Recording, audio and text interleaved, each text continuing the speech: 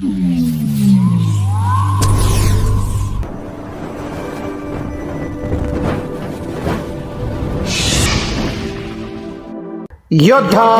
News Marathi. भेसळयुक्त mango pulp जप्त.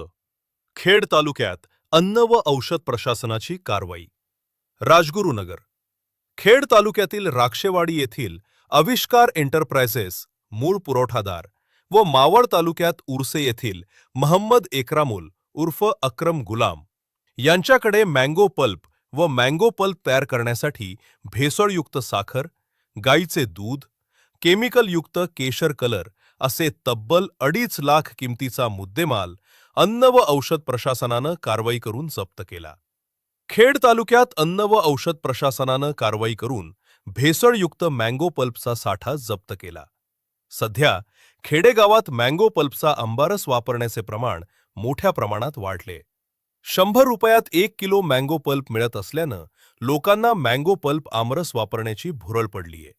परंतु हा मँगो पल्प 100% भेसळयुक्त व केमिकल वापरून बनवला जात असल्याचे आता उघड होत आहे. भेसळयुक्त पल्पमुळे जुलाब, उलट्या, पोटदुखी आणि अन्नातून विषबाधा होण्याचा मोठा धोका असतो. रंगाचा अतिवापर आणि हानिकारक रसायनांच्या वापरामुळे दीर्घकाळात कर्करोगासारखे गंभीर आजार उद्भवू शकतात. अन्न व औषध प्रशासनानं केलेल्या कारवाईत तब्बल 3282 किलो भेसळ व केमिकलयुक्त मँगो पल्प नष्ट करण्यात आला.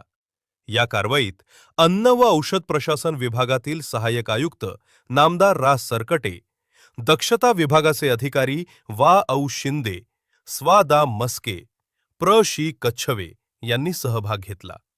सदरचा अक्रम गुलाम हा अनेकांना मँगो पल्प कमी दरात विकून त्यांच्या स्वतःच्या नावे त्यांना ब्रँडिंग करायला लावून अन्न भेसळ करून मोठा नफा कमवत असल्याचे स्थानिकांनी सांगितले. याबाबत पुढे अन्न औषध प्रशासन काय कारवाई करणार हे पाहणे औत्सुक्याचे ठरणार.